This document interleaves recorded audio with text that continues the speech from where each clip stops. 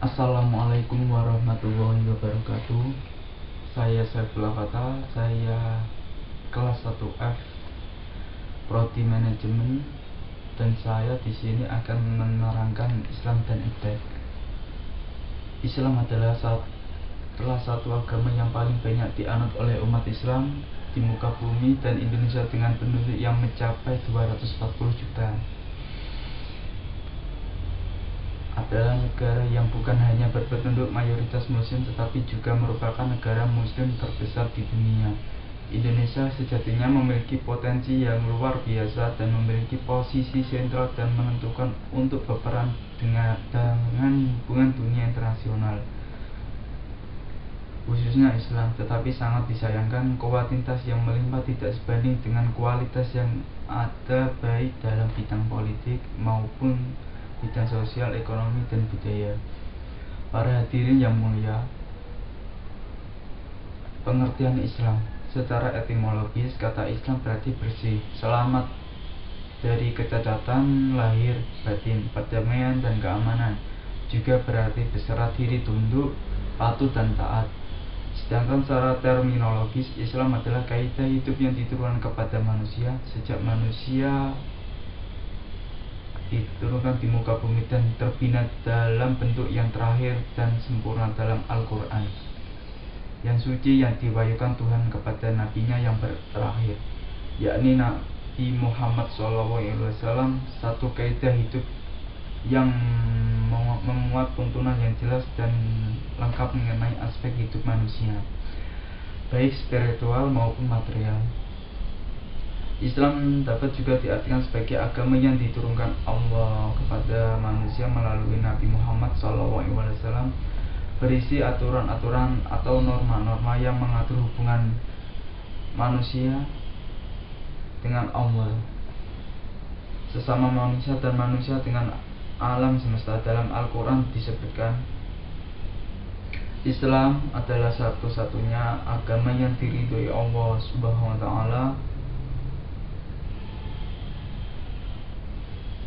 Dari surat Ali Imran 19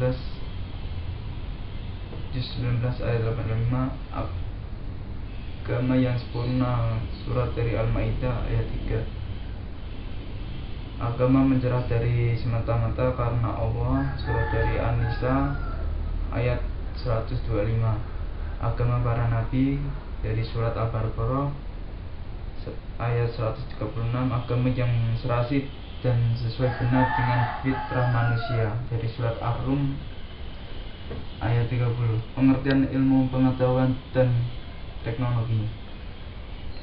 Pengetahuan adalah segala sesuatu yang diketahui manusia melalui tangkapan panca indera, ilustrasi, dan firasat. Sedangkan ilmu adalah pengetahuan yang sudah dikalkulasikan, diorganisasi, disistemasi, dan diinterpretasikan sehingga menghasilkan kebenaran objektif, telah diuji kebenaran, dan dapat diuji ulang secara ilmiah.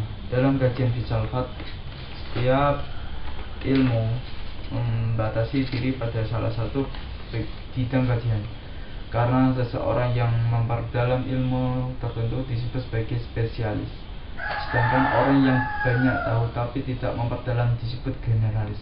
Istilah teknologi merupakan produk ilmu pengetahuan dalam sudut pandang budaya, dan teknologi merupakan salah satu unsur budaya sebagai hasil penerapan praktis dari ilmu pengetahuan. Meskipun pada dasarnya teknologi juga memiliki karakteristik objektif dan netral, akan tetapi dalam situasi seperti ini teknologi tidak netral lagi karena memiliki potensi yang merusak dan potensi kekuasaan. Iptek menurut Islam, Allah berfirman dalam Al-Quran, Allah akan mengangkat derajat orang-orang yang beriman dan berilmu pengetahuan beberapa derajat. Dari surat Mujadilah ayat 58 juz 11. Pada surat lain katakanlah, adakah sama orang-orang yang berilmu dengan orang yang tidak berilmu? Sesungguhnya banyak orang-orang yang berakawah yang dapat menerima pelajaran. dari surat Az-Zumar ayat 39 juz 9.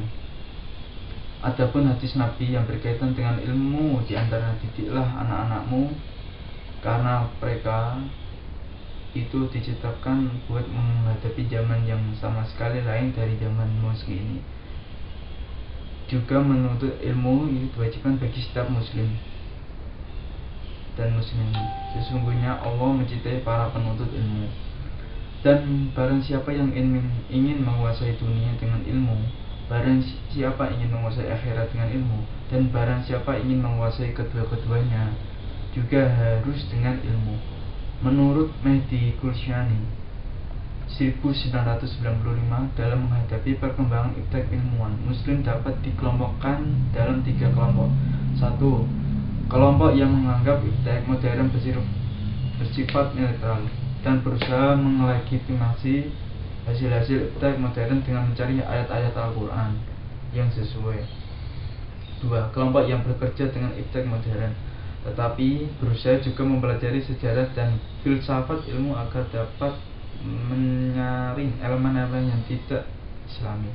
3. Kelompok yang percaya adanya iptek Islam dan berusaha membangunnya. Untuk kelompok ketiga ini memunculkan nama Al-Faruqi yang mengintrodusir istilah Ismailisasi ilmu pengetahuan.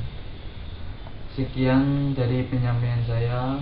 Bila ada kata atau maupun kesalahan, saya minta maaf, dan kiranya yang bisa saya sampaikan semoga bermanfaat. Akhirul kalam, wassalamualaikum warahmatullahi wabarakatuh.